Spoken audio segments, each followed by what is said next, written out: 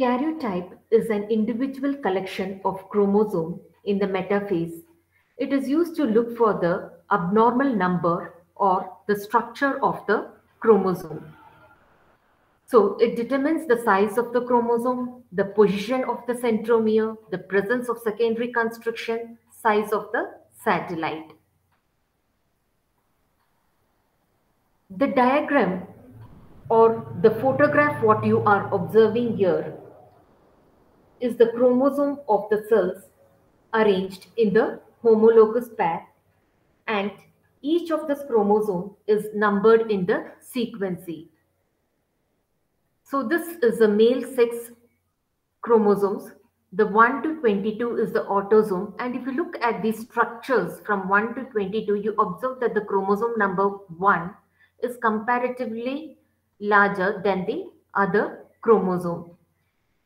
So there are also slight bends and curves in the chromosome which is of normal, but anything different from this, okay, it indicates the abnormality in the number or in the structure of the chromosome. So the diagrammatic representation of the all the number of chromosome including the sex chromosome is known as the ideogram.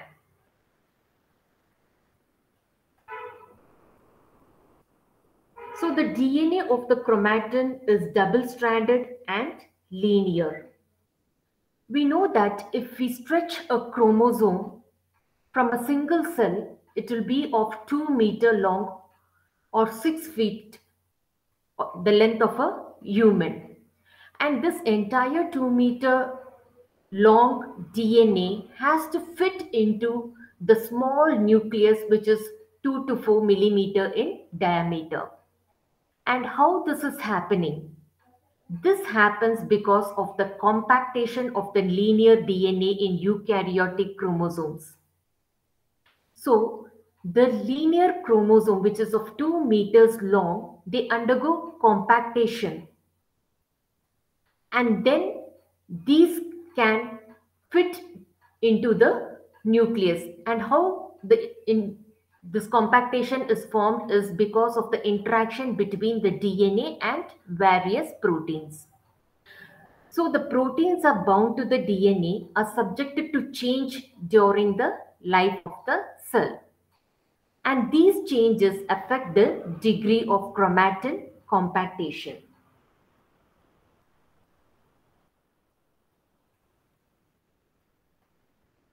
Now this is the picture of the nucleosome. The nucleosome is the lowest level of chromatin organization.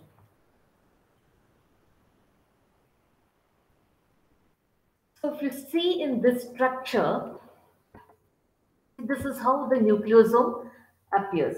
So the nucleosome is the basic structural unit of the chromatin. So this entire, if you take this entire picture, it is known as the chromatin. What is the chromatin we have defined as? It appears as a bead and the string. So this alone is known as the nucleosome. This alone is known as the nucleosome, and it is the basic structural unit of the chromatin.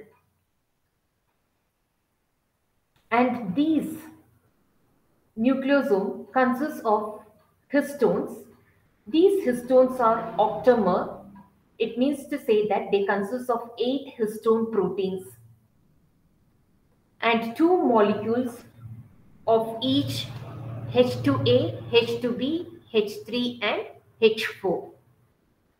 So these brown color circles what you're seeing are the histone, and these are proteins. These proteins are basic in nature because they are made up of lysine and arginine amino acid, hence they are positively charged. Whereas the blue one, what you're seeing, the thread-like structure, that is the DNA, and this DNA is negatively charged. Hence, it can go and bind to the positively charged histones. So, We told that one nucleosome, that is, you can see this histone is known as octamer. Why it is known as octamer means there are four histone proteins which are present, and they are present two in numbers. For example, H2A, and we have another H2A, H2B, H2B, 3, 3, 4, 4. So now when you count this, it becomes 8. So this histone is known as the octamer. It is basic, that is, it is positively charged, around which coils the DNA. And there is also another histone which is present outside the octamer, and that will be present in this region. So this is known as the linker histone. And this DNA which coils around and forms the second nucleosome, that DNA is known as the linker DNA. So we have a linker region which consists of DNA linker and also the histone linker. So that linker histone is known as the H1. So hopefully this is clear. This unit, this one single unit is known as the nucleosome.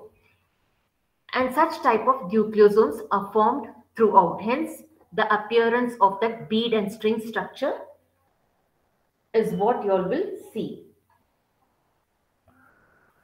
So as I said earlier, we have the linker histone here and that particular DNA also. So this nucleosome along with the linker DNA and histone together are known as chromosome. And this linker DNA has 60 base pairs. And this octamer, okay, the DNA which is coiled around the octamer twice consists of 166 base pair. So this blue color region, what you're seeing, it consists of 166 base pairs of DNA, whereas this region consists of the 60 base pair. So this entire region of 166 base pair and 60 base pair together are known as the chromosome. Only this region, okay, the octamer and the DNA which is coiled twice, which are wound twice, are known as the nucleosome. So you can say in other words, this H1 protein and the linker DNA are not the part of the nucleosome. So the adjacent nucleosomes are joined by connecting the linkers form. These all connect to each other and form the bead on a string. And hence they are known as polynucleosome. Here you can see a better picture. See, this is the octamer, that is the 4 histone molecule which are present 2 in number each. And this is the histone 1 protein. And this together is known as the nucleosome. So the histone 1 and the DNA linker along with the nucleosomes are known as the chromosome.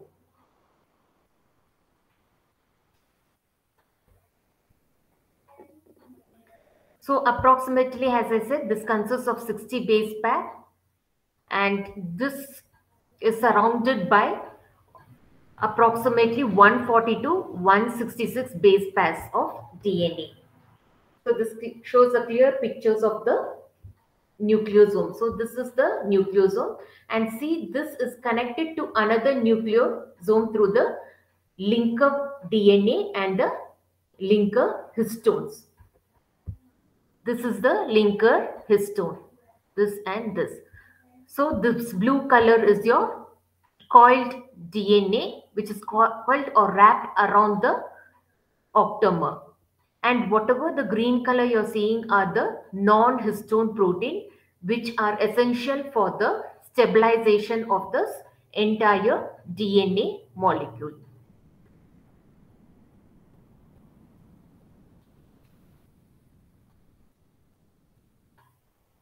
So these histone proteins are highly conserved among the eukaryotic cells. It means to say that we eukaryotes, when you consider, almost these histones are similar in each of the eukaryote. They are similar and identical in sequence, particularly the H3 and the H4.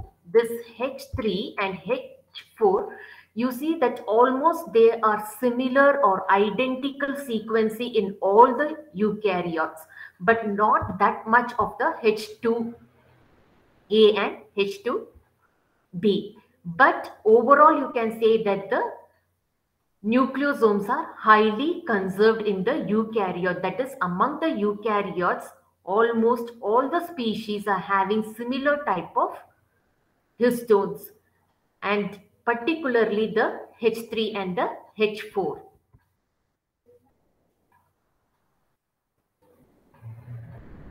So this is the same what I explained earlier. The histone 1 binds to the nucleosome to form the chromatosome.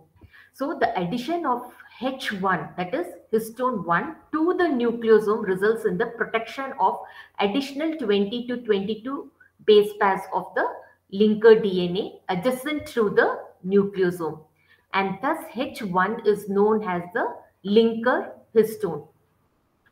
Only when H1 subunit is present per chromatosome, unlike the core histones which are present in the two copies.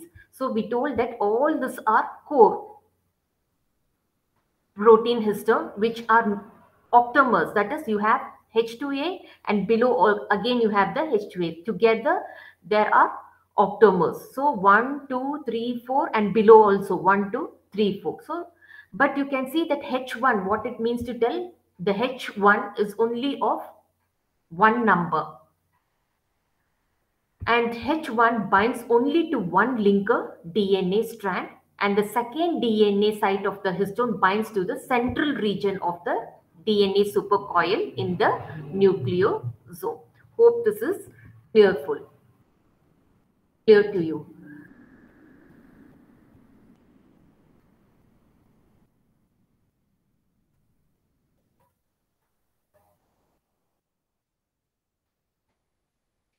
So this nucleosome, as I said earlier, it is the lowest level of chromatin organization.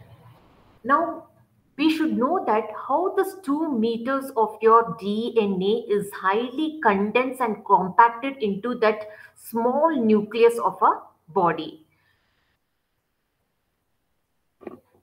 So, the lowest level of chromatin organization is displayed by the structure of the nucleosome. If you look at this picture, it clearly shows that this is how we draw the double helix DNA. So this DNA double helix is only 2 nanometer. And now this 2 nanometer double helix undergoes condensation to 11 nanometer.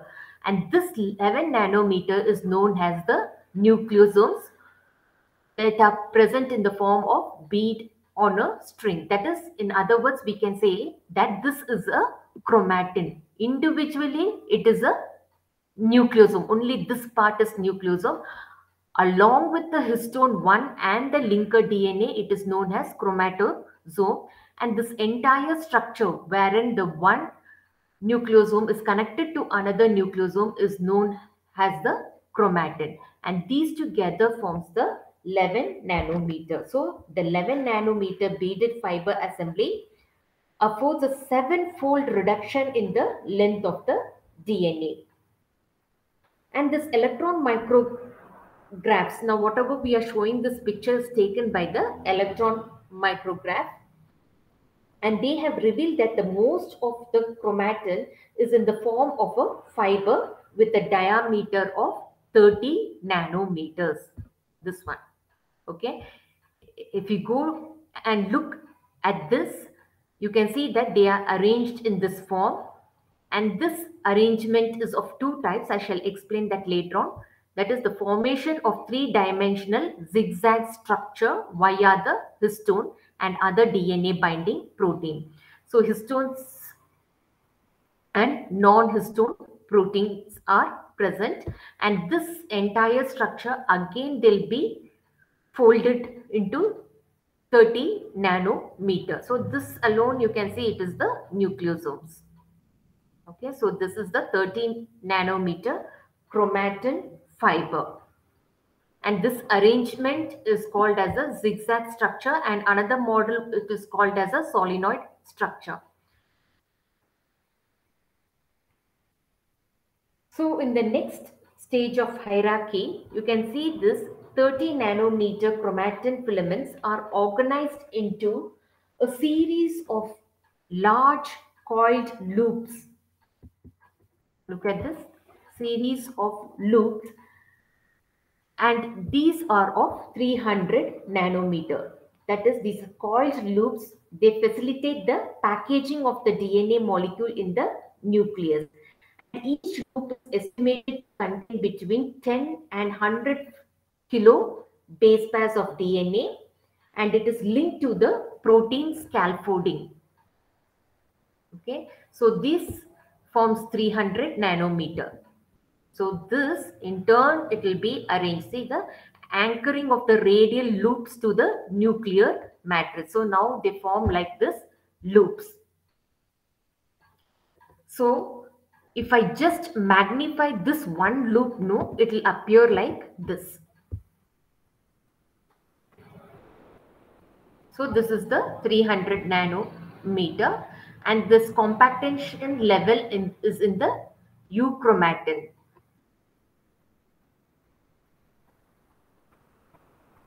So whenever the chromosomes are in the interface, they are present in the form of euchromatin. So next, there is further compactation of this 300 nanometer into a form of radial loops, which are of 700 nanometer in size. So what happens is the formation of looped domains may account for an additional 200-fold. This one will undergo an additional of 200-fold condensation in the DNA. And this looped configuration may have approximately 300 nanometer as we told, and this undergo further supercoiling into 700 nanometer. So this is how they appear.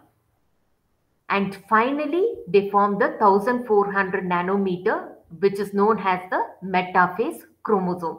So in the metaphase chromosome, you can see that the chromosome are duplicated. That is, they are in the form of sister chromatid.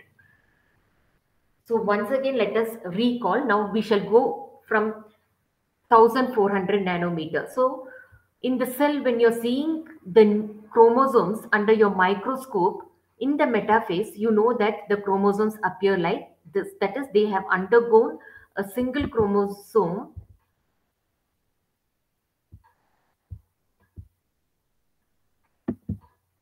See, if this is a chromosome, it would have undergone duplication in the metaphase. Hence, it is appearing like this. So, if I magnify only this region is going to appear like this. Okay, so this is 700 nanometer.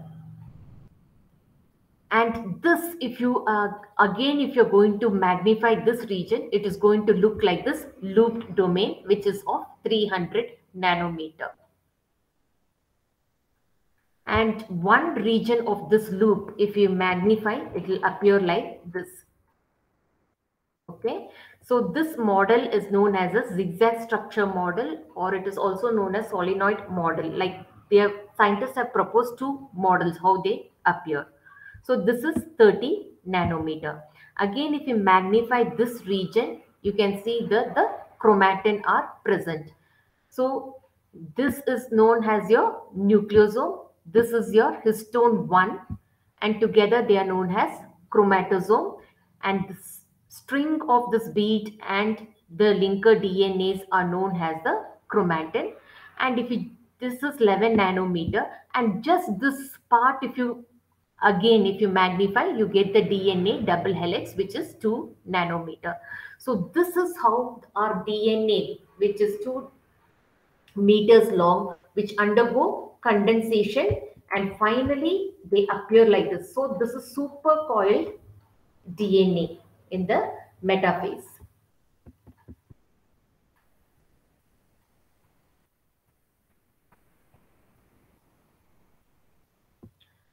So, as just recalling what we spoke now, the nucleosome condenses into a compact filament with a width about 330 nanometers, which is referred to as 30 nanometer filament. This one, okay, 30 nanometer filament, and the H1 promotes the condensation into the 30 nanometer filament, but it is not essential for forming the filament. So the H1 protein, that is the H1 histone, helps in the condensation into the 30 nanometer filament, but it is not essential for forming the filament. In contrast, the N-terminal tails of the core histones are absolutely required, suggesting that the tails provide the important nucleosome contact needed for the 30 nanometer filament formation. So, this N-terminal tails of the core histones are required for the formation of bringing the nucleosome of one nucleosome and another nucleosome closer to each other to form the 30 nanometer. And there are widely two accepted model how this 30 nanometer filament appears to be. One is known as the solenoid model, the other is the zigzag model. As you can see here, the solenoid model appears like this, in which the successive nucleosome interact and are connected with the bent DNA linkers. So this is the nucleosome, and the region which is bent is the DNA linker along with the histone 1. And what does the zigzag structure tells us is this structure is with the straight linkers. The linkers are in the form of straight, in which there is an alternate nucleosomes interact. So here you can see that we have the nucleosomes, and wherever there is a bent region, you find the DNA linkers. Whereas in the zigzag model, you can see that the linkers are in the straight linkers, and in opposite side you have the nucleosomes which interact with each other. So this is known as the high order organization of the nucleosomes. So this is the solenoid model and this is the zigzag model, which is the most accepted models. Hopefully it is clear. Here the linkers are bent, whereas here the linkers are straight, and alternate form is the nucleosome here like this. So the picture, whatever we saw previously, this is another diagram, same representing the same thing. So high order chromosomal structure involves the loops and coils, as we saw here, loops and the coil. So the 30 nanometer filament appears as a organized into loops, and we have what is known as chromosomal scaffold here. So this consists of the proteinaceous residues after extraction of the histones from the chromosome. What is left is the structural maintenance of the chromosome protein. So we told that we have both histones and the non-histones. So that non-histones were like this small protein, what you can see, which also brings about the stabilization of the entire chromosome. The regions of the DNA interact with the chromosomal scaffold proteins to give a protein core with a DNA loop sticking out of it, this one. So this is the protein matrix or the scaffold what we are talking. The main function is the it is has the maintenance of the chromosomal protein, and this is the DNA loop. So this protein core then again it coils up to further package into the chromatids that are visible under the light microscope. This is what we are telling. So this is the loop. The loop then forms the coil and then it forms the chromatid. Here you can see this is one chromatid, whereas in metaphase what you saw there were two chromatids because it has undergone the duplication.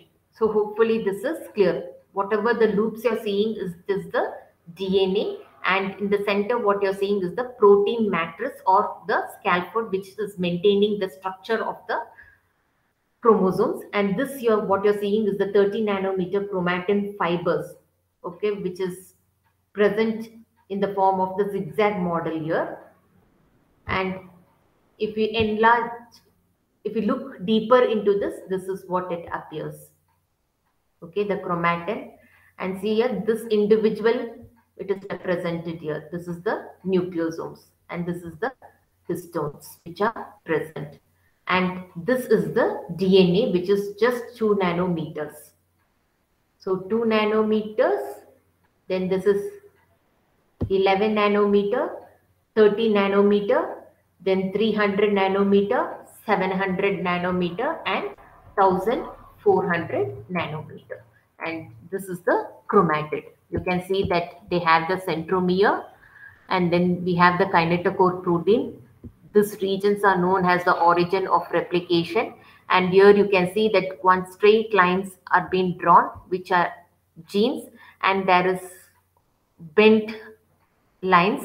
These are known as the repetitive sequencing, and a cap-like structure at the end of the chromatids, which are known as the telomeres.